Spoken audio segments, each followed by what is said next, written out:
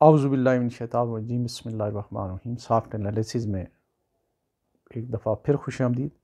आज हम डिस्कस करेंगे 1976 के बाद, पहले का तो मुझे इतना याद नहीं है, पाकिस्तान क्रिकेट टीम में ग्रुप बंदी, उसमें जो उनकी मैच फिक्सिंग, सट्टेबाजी और क्रिकेट बोर्ड की जो बदअनवानियाँ, उनके ऊपर मुख्तसरन जो है एक तारीखी जो है इजमाली जायज़ा लेंगे हम।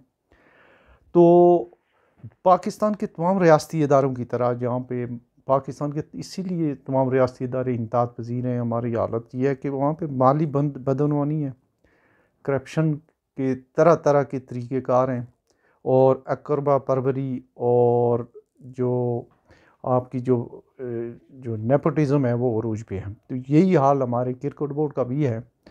तो इसकी जो दो तीन वजहों से जो है वो, एक तो इसमें बदअनवानियाँ तो दूसरे इदारों की तरह रही हैं, लेकिन क्रिकेट चूँकि मकबूल खेल है, इसकी वजह से बैनुल अक़वामी सतह पर भी बड़ी जगह साई हुई है। तो क्रिकेट जो एक जेंटलमैन खेल कहलाता था, वो हाथे चढ़ गया हमारे सब कॉन्टिनेंटल और जो कॉलोनियल जो गुलाम हुकूमतें थी उनके यहाँ, और उन्होंने फिर उसमें तरमीम की अपने हिसाब से, हमने भी वैसे ही किया। तो आते हैं ओरिजिनल उसकी तरफ। तो सबसे पहले जो ग्रुपिंग या जो बगावत जो मुझे पता है, 1976 में सीनियर प्लेयर ने, जो कप्तान इंतखाब आलम थे, उनकी क़यादत में खेलने से इनकार कर दिया और फिर उन्हें हटा के मुश्ताक मोहम्मद को कैप्टन बना दिया गया। ये तो एक बात हुई। उसके बाद पैसे के लिए जो है वो हमारे बहुत सारे क्रिकेटर, कैरी पैकर सीरीज़ हुई तो वो मुल्क को कौम के लिए खेलने के बजाय वो चले गए कैरी पैकर सीरीज़ खेलने के लिए। एक जूनियर टीम जो है वो उतारी गई, उसने इंग्लैंड का दौरा किया और बड़े बुरे तरीके से हारी। फिर जो 1978-79 में जब इंडिया की टीम आई तो उसमें मुश्ताक मोहम्मद कैप्टन थे, लेकिन 80 में जो टीम इंडिया गई उसके कैप्टन थे आसिफ इकबाल, और सबसे पहले जिस बंदे के ऊपर मैच फिक्सिंग का या सट्टे का इल्ज़ाम लगाया वो थे आसिफ इकबाल। उन पर इल्ज़ाम लगाया सरफराज नवाज़ ने। 1980 की जो सीरीज़ है, उन्होंने कहा कि इन्होंने सट्टेबाजों से मिल के आ रही है और ये सट्टेबाज हैं, ये काउंटी में भी खेलते रहे वगैरह वगैरह। उसमें एक बात उन्होंने ये बताई, जो आखिरी टेस्ट था, छठा या गालिबन छठा ही टेस्ट था, कलकत्ते में या 5वां था, उसका उन्होंने कहा कि वो और गावस्कर जब खेल टॉस उस वक्त जो है इस तरह से नहीं होता था, बस दोनों कैप्टन जाते थे, आके कहते थे फ़लाँ जीता है फ़लाँ। तो ये इसके बाद जो है ये साथ उनके बंदे जाने शुरू हुए और तीसरा बंदा, फिर उसके बाद मैच रेफरी, और अदरवाइज ऐसे नहीं होता था। तो सरफराज नवाज़ का कहना है कि वहाँ पे जब वो गए, उन्होंने टॉस जो है ऐसे जो है वो जो मेहमान कैप्टन होता है उन्होंने किया, तो उसके बाद उसने कॉल की तो बग़ैर देखे ही बकौल सरफराज नवाज़ के गावस्कर ने कहा मैंने देखा ही नहीं, तो मुझे कहा आसिफ इकबाल ने कि आप टॉस जीत गए। तो वो कह रहे थे कि वो ये टॉस भी फिक्स था। बहरहाल उसके बाद दूसरी जो ग्रुपिंग हुई वो हुई 19, फिर आसिफ इकबाल के बाद कैप्टन बनाया गया जावेद मियांदाद। नौजवान थे बहुत, बाबर आजम से भी शायद यंग थे वो, उनके 2-3 साल 4 साल 3 साल शायद खेलते हुए थे। तो ऑस्ट्रेलिया का एक दौरा हुआ, वहाँ पे सीनियर प्लेयर, जो आम तौर पे ये जो बदकिस्मती की बात है कि ये जो इस तरह के इल्ज़ामात मैच फिक्सिंग के और ये आए हैं, वो एक दो जगहों पे हमारे क्रिकेट होती है ज़्यादा, जो बड़े ग्रुप हैं, कराची और लाहौर वालों के साथ ये अटैच होती है, और उसमें खुदा न खास्ता इमरान खान पे कभी इल्ज़ाम नहीं लगा और बेशुमार लोग हैं अच्छे, उन पर नहीं लगा। तो वहाँ पे उन सीनियर प्लेयर ने वापस आके बगावत कर दी। जावेद मियांदाद की ग्रुपिंग की हुई थी पहले से, और उन सब को निकाल दिया, जिनमें ज़हीर अब्बास, इमरान खान, मुदस्सर नज़र और कई प्लेयर उन्होंने अपने साथ, जो वसीम बारी ये थे, तो इन सब को नूर खान साहब ने निकाल दिया और बाद में ये माफ़ी मांग के वापस आए थे। फिर मियांदाद विड्रा हो गए थे कैप्टनसी से। और इसी दौरान जो ऑस्ट्रेलिया में भी कोई पैसों का इनका झगड़ा रहा कि वहाँ पे जो है ये लोग खेलते तो थे नहीं इतने सही, तो उसमें कोई 1-2 मैन ऑफ द मैच के अवार्ड जो है ये लोग खा गए थे। उसमें उसकी कोई किसी होटल पे खाना खा गए थे, वहाँ भी इनकी लड़ाई हुई थी। लेकिन जो असल सूरत हाल जो सामने आई वो आई, एक बड़े अच्छे प्लेयर थे पाकिस्तानी टीम के, कासिम उमर। उन्होंने 1986 में जो है ये कहा कि पाकिस्तानी टीम के कुछ खिलाड़ी जो है वो मंशियात जो है वो कैरी करते हैं, स्मगलिंग करते हैं। तो उसके ऊपर बड़ा शोर शराबा हुआ, इंटरनेशनली तो कम हुआ, उसको उसके ऊपर ताय्यात पाबंदी लग गई और उसकी कभी इंक्वायरी नहीं हुई। 87 का वर्ल्ड कप हम हार गए, 92 के वर्ल्ड कप जो है वो लकीली हम जीत गए। और जो 92 का वर्ल्ड कप है उसमें जितनी टीमें थी सारी थकी हुई थी, सिवाय जनूबी अफ्रीका की टीम के जो फर्स्ट टाइम आई थी, जिसके पास बड़े अच्छे बैट्समैन, बड़े टॉप क्लास के बॉलर्स थे। बाकी आधी आधी टीमें थी, लेकिन उसमें हम जीत गए लकीली। और उसमें परफॉर्मेंस जो है, इमरान खान साहब कैप्टन थे, उसके साथ जो परफॉर्मेंस थी वो जो आखिरी मेरा ख्याल है 5 मैच थे, सेमीफाइनल, फाइनल और उसके अलावा जो ग्रुप मैचेस थे, उनमें से 5 कंटिन्यू 50। उस वक्त सेंचुरी जो है इसका बहुत कम रवाज होता था, तो कंसेक्टिव 5 50 थी गालिबन जावेद मियांदाद की, वो टॉप स्कोर थे जॉइंटली या इस हिसाब से। उसमें वसीम अकरम की बॉलिंग, मुश्ताक अहमद की बॉलिंग और ये आकिब जावेद, ये लोग जो है वो बहुत अच्छा, और आमिर सोहेल, ये लोग थे। अच्छा, फिर जो मेन जो आया सबसे बड़ा इल्ज़ाम मैच फिक्सिंग का, यूएस हटे का, वो आया 1996 की मजबूत तरीन टीम जिसमें आकिब जावेद, अताउर रहमान, जावेद मियांदाद, ये एजाज़ अहमद, ये सारे लोग थे, सलीम मलिक थे उसमें, और राशिद लतीफ़। तो जब क्वार्टर फाइनल खेला जा रहा था, बहुत ही टॉप क्लास से, मेरा ख्याल है अनबीटन रिकॉर्ड लेके जो टीम गई थी पाकिस्तान की, उन्होंने मैच से जो है आमिर सोहेल कहीं उनके यूट्यूब पे उन्होंने कहा कि मुझे जो है वहाँ घूम रहे थे, उन्होंने कहा आप टास्क करें, वो उनका कोई बात ही नहीं हुई है। वसीम अकरम ने खेलने से जो है वो इनकार किया, और इसके ऊपर भी सरफराज नवाज़ और जो नाकदीन थे उन्होंने कहा कि उन्होंने किसी से जो है वो किया था, जो है उनका कोई अंडर हैंड डील थी, उसकी वजह से पाकिस्तान वो मैच क्लोजली आ रहा। लेकिन उसमें भी एक कुछ इन्होंने ग्रुपिंग थी कि मियांदाद सीनियर प्लेयर होने के बावजूद उनको छठे नंबर पे खिलाया था। अगर जो उन्होंने 40-42 रन छठे नंबर पे किए थे, अगर वो थोड़ा सा स्टेबिलिटी आ जाती उसमें, एजाज़ अहमद और ये इंजमाम वगैरह जो हैं ये फटाफट आउट हुए।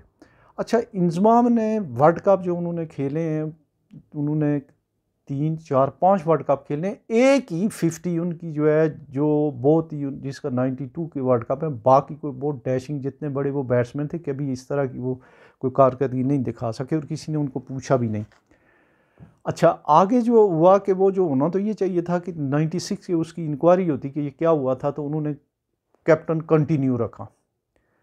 कंटिन्यू रखने के बाद 99 में इंतहाई मजबूत टीम और बहुत ज़बरदस्त टीम गई, फाइनल तक जो है वो गई। और ऑस्ट्रेलिया की जिस टीम को लीग मैच में बुरे तरीके से हराया था पाकिस्तान ने, फाइनल में उसके सामने 132 रन पे आउट हो गई, उस पर भी बड़े इल्ज़ामात लगे, किसी ने उसकी कोई तहकीकात नहीं की। लेकिन बाद में कोई बैरूनी दौरों पे, वेस्ट इंडीज़ का दौरा था, कोई और दौरे थे, तो कराची बेस्ड 2 प्लेयर, राशिद लतीफ़ जो साबिक़ कप्तान और बासित अली, इन लोगों ने कहा जी कि ये जो प्लेयर्स हैं, वसीम अकरम, सलीम मलिक और इनके कुछ बहुत सारे साथी जो हैं, ये बुकीज़ के साथ इनके तल्लुकात होते हैं, ये उनका घर इनका आना जाना होता है, ये उनसे पैसे लेते हैं और मैच फिक्स करते हैं, और मुल्क और कौम की बड़ी बेइज्जती होती है। उन दोनों को तो, बासित अली को तो कर दिया गया किनारे। एक इंक्वायरी हुई, इंक्वायरी की जस्टिस कयूम ने उसके दौर में, गालिबन मुशर्रफ दौर में, और उसमें रिकमेंडेशन आई कि जो मैल प्रैक्टिस में ग्रास जो मैल प्रैक्टिस है वो सलीम मलिक ने की है, उनके ऊपर तायात पाबंदी लगी। बाकियों के ऊपर भी जो है, ख़ासकर जो कई प्लेयर थे, अताउर रहमान, और उसने कन्फेशन की कि मैं इनके साथ, ये जो वसीम अकरम और ये लोग जो थे, इनके कहने पे जो कुछ मैंने किया, तो बाद में उसके ऊपर भी पाबंदी लगी। लेकिन उस इंक्वायरी में स्पेसिफिकली ये कहा गया कि इंज़मामुल हक और वसीम अकरम जो है ये डेफिनेटली मुलव्वस है मैच फिक्सिंग में, बुकियों के साथ इनके तल्लुकात हैं, लेकिन उस तरह के सबूत उतने कंक्रीट जो है फुल फ्लैज नहीं मिल सके। लिहाजा एक बात ये की जाए कि इनके ऊपर जुर्माना ज़रूर हुआ। जुर्माना होने का मतलब यह है कि पार्शली किसी हद तक आपको, या आधा या पूरा, बहरहाल इनको बड़े लोग थे, तो जो कहने वाले हैं या जो नाकदीन है, उनका कहना यह था कि वहाँ भी इन्होंने मैच फिक्सिंग कर ली और कुछ जुर्माना इनके ऊपर किया, और अलबत्ता उसने रिकमेंडेशन ये की कि इनको कोई ओहदा ना दिया जाए।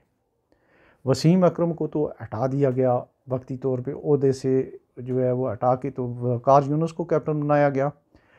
और 2003 की थी एक और मजबूत तरीन टीम जिसमें ये वसीम अकरम, इंजमाम उल हक वगैरह ये सारे थे, ये फिर आ रही। फिर ऐसे ही हुआ और जो 1996, 99 और 2003 की तीन जो है पाकिस्तान की तारीख की मजबूत तरीन टीमें थी, जिसमें सईद अनवर, इंजमाम उल हक, गालिबन एजाज़ अहमद, राशिद लतीफ़, इस तरह के प्लेयर थे। लेकिन इनमें फिक्सिंग और इनकी जितनी भी जो वो इल्ज़ामात थे वो इसी ग्रुप पे ही लगे। ये जो वसीम अकरम, इंजमाम उल हक और इस तरह के जो लोग थे, लेकिन किसी ने कोई इंक्वायरी ना की। और फिर 2000 इंजमाम, अच्छा इनके ऊपर जब ये था कि इनको आपने कोई ओहदा नहीं देना है, फिर इन्होंने इंजमाम उल हक को कैप्टन बनाया।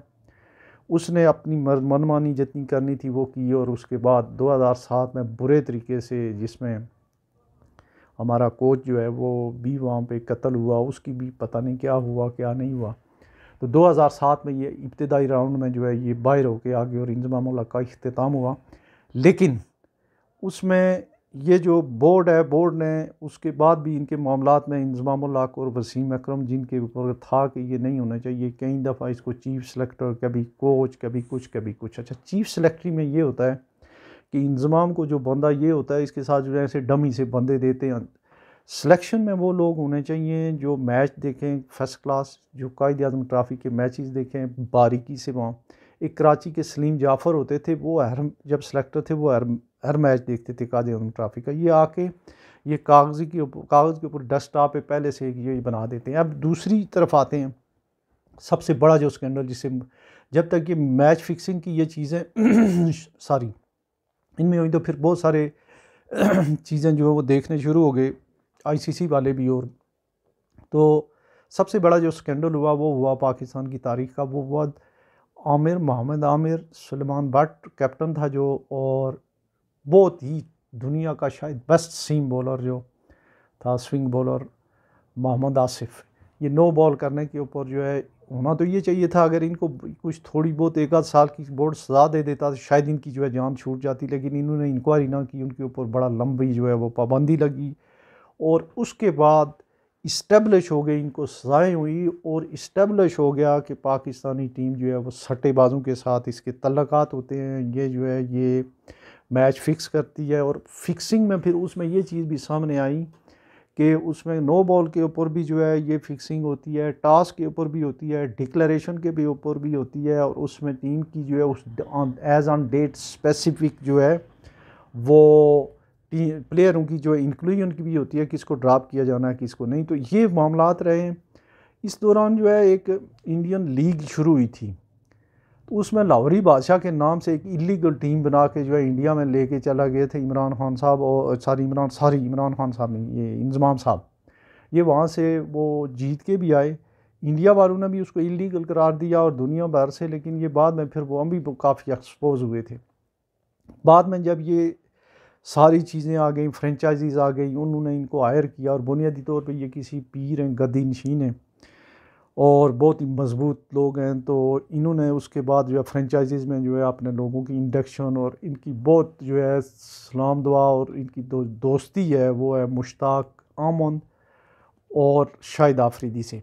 तो एक तरह का इस ग्रुप का कब्ज़ा सा बन गया उसके बाद भी। और इंजमाम ने एक और बड़ा जुर्म ये किया कि जो 2009 की गालिबनिया थी, जो हम वर्ल्ड कप हमने जीता था T20 का, उसके बाद जो है इसने बगावत करवाई यूनुस खान जैसे शरीफ आदमी के ख़िलाफ़, और उसको जो है कप्तानी से हटाया, क्योंकि पंजाब के उस वक्त बहुत प्लेयर होते थे और इसके ज़ेरे असर थे।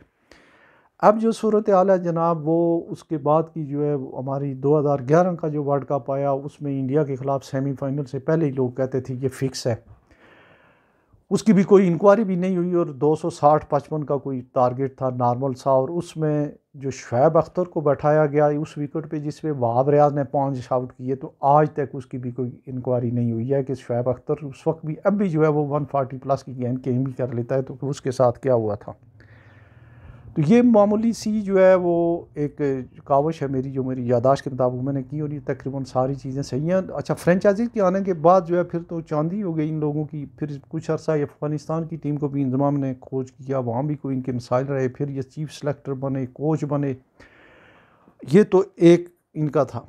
बाद में इन्होंने जो है ये जो एजेंट्स की बात है, ये जो साया कॉरपोरेशन और ये जो आज ये जो दूसरी जो कंपनी है उनकी, उसका मैं नाम भूल गया हूँ, ये तला रहमानी, और ये जो उसके इंग्लैंड में जो हैं।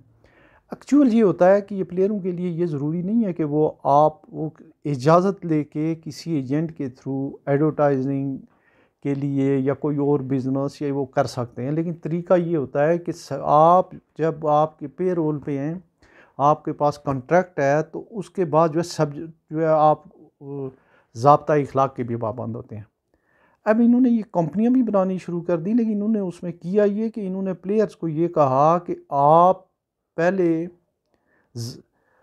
ये जाजू या क्या इस तरह की जो कंपनी है ना इंग्लैंड में ताला, उसके जो है वो करें, और उसकी वेब के ऊपर लगा हुआ है कि ये सारे प्लेयर जो है 7 8 6 7 प्लेयर उनके नाम हैं, और वो पाकिस्तान में जो है साया जो कॉरपोरेशन है वो तो रजिस्टर्ड एजेंट है, इसका उसकी रजिस्ट्रेशन है बीसीपी के साथ, उस दूसरी की नहीं है जिसका वो इंग्लैंड वाले हैं। रजिस्टर्ड होना भी ज़रूरी है क्योंकि उसमें ट्रांसपेरेंसी का ख्याल रखा जाता है, वो रजिस्टर्ड नहीं है। और उसमें इन्होंने ये दिखाया है कि इंज़माम, मोहम्मद रिजवान और जो तला रहमानी और इंज़माम का भाई, ये लोग जो है 4 इसके 25% के हिस्सेदार हैं, और बाकी इन्होंने प्लेयरों को इस शर्त पे कहा कि आप यहाँ साइन करें, आप टीम में खेलेंगे। और इसी वजह से जो नाक़दीन हैं या जो प्रेस के लोग हैं या जो इसको लोग हैं, वो ये कह रहे हैं कि इसी वजह से जो है एक जो चांस था कि सरफराज को शायद टीम में शामिल किया जाता या अम्माद वसीम को, उसको नहीं किया। और अच्छा, सेंट्रल कॉन्ट्रैक्ट में भी जो है बहुत ही 200% इजाफा दिया है मनपसंद के लोगों को। इंज़मामुल हक ने ब्लैकमेल किया इसको ज़का अशरफ को। ज़का अशरफ भी जो है करप्शन में मुलव्वस है। इसने जो है 60-70 लोग जो है वो कोई एडवाइज़र भर्ती किए हैं सियासी बुनियादों पे, और वो भी चुप था। लेकिन ये इंटरनेशनली अब एक चीज़ जो है वो ब्रेकआउट हो गई, तो अब जो है वो भी अपनी जो है फेस सेविंग के लिए काम कर रहा है। हाँ, एक और चीज़ जो ज़रूरी है यहाँ मेंशन करनी, वो ये है कि जिन जिन प्लेयरों को इन्होंने वो किया सेंट्रल कॉन्ट्रैक्ट तो दिलाई, जो बेस्ट प्लेयर है इंडिया में सबसे, जो इस वक्त ओवरऑल जो टॉप के जो पहले भी पता था कि वहाँ पे लेग स्पिनर आउट कर रहे हैं दरमियान वाले वो, उसमें इन्होंने एक लेग स्पिनर जो है आसमा मीर, जिसके बारे में कहते हैं कि ये भी उनका वो सिग्नेटरी है और उनका पार्टनर है, वो तो वो 10 ओवरों में से जो है वो कम अज़ कम 12-15 गेंदें तो जो है बिल्कुल फुल टॉस फेंक देता है और सही मार पड़ रही है उसको। जो बेस्ट ऑफ हमारे पास लेग स्पिनर था वो था अबरार अहमद, उसको टीम में रखा, लेकिन उस टीम में नहीं रखा, ऐसे जो है वो साथ जा रहा है, टीम में नहीं रखा है। और एक और बहुत ही अच्छा स्विमर जो था वो था ज़मान खान, उसको भी नहीं रखा। कुछ को जो है इंज़मामुल हक ने ये फ्रेंचाइजीज़ में जो है कोई गली कूचे की कोई फ्रेंचाइजी नहीं छोड़ी, इन्होंने सब के लिए इजाज़तें दे दे के उनके कॉन्ट्रैक्ट करा करा के तो वो किया है। तो ये जो कंपनी है उनकी याजू याजू कॉरपोरेशन, याजू कॉरपोरेशन जो है, जो एथलीट मैनेजमेंट कंपनी है, उसके 30% वो कमीशन लेती है इनसे, जो जिसके ये लोग हैं, और उसका जो है हेड ऑफिस जो है वो लंदन में है। तो ये इनकी सूरत हाल है। और अब जो है अब कोई इंक्वायरीज तो हो रही हैं। इंज़मामुल हक साहब भाग गए हैं, उन्होंने कहा है कि उनको जो है अगर बोर्ड निकालता तो उसने 2.25 करोड़ रुपए देने थे, वो वैसे ही छोड़ के चले गए। तो वक्ती तौर पे ऐसे लग रहा है कि इंज़मामुल हक और ये जो है ये ज़का अशरफ, ये लोग, और शायद जो है उसमें अगर बाद में प्रॉपर इंक्वायरी हो तो मोहम्मद रिजवान तक जो है, ये दूसरे लोग शायद बच जाएं या नहीं हो, लेकिन ये तो बहुत ही स्ट्रांगली गिल्टी हैं इसमें। लेकिन उसमें पाकिस्तान में ये होता है कि ये जो इंक्वायरियाँ होती हैं, कभी भी बेशुमार लोग यहाँ कत्ल हुए, बेशुमार यहाँ पे धमाके हुए, बेशुमार दफ़ा यहाँ मार्शल लॉ लगा, तो यहाँ ट्रांसपेरेंसी नहीं है। मजबूत लोग, ताकतवर लोग, बाअसर लोग, और जिनके पीछे जो है वो बड़े लोग होते हैं, उनको जो है वो हमेशा ही छुट्टी मिल जाती है। तो आखिर में कल जो अच्छी परफॉर्मेंस रही है, पर्टिकुलरली जो फ़ख्र ज़मान है जिसको ड्रॉप किया हुआ था इन्होंने, तो उसने बड़ा और मैसेज दे दिया है। तो उसकी जगह इंज़मामुल हक के भांजे को 5 मैच उन्होंने खिलाए हैं, तो उसकी कारकर्दगी भी देख लें और इसकी भी 2 मैचों की देख लें। अपना बहुत सारा ख्याल रखिएगा और थोड़ा सा रिलैक्स होकर वर्ल्ड कप देखिएगा, क्योंकि बहुत ज़्यादा चांसेस नहीं है, लेकिन ऑन होना खेल है, अनसर्टेन सा खेल है। हो सकता है पाकिस्तान जो है, दुआ करें कि सेमीफाइनल के लिए क्वालिफाई कर जाए। आज इतना ही, अपना ख्याल रख दीजिएगा बहुत सारा। अल्लाह हाफ़िज़।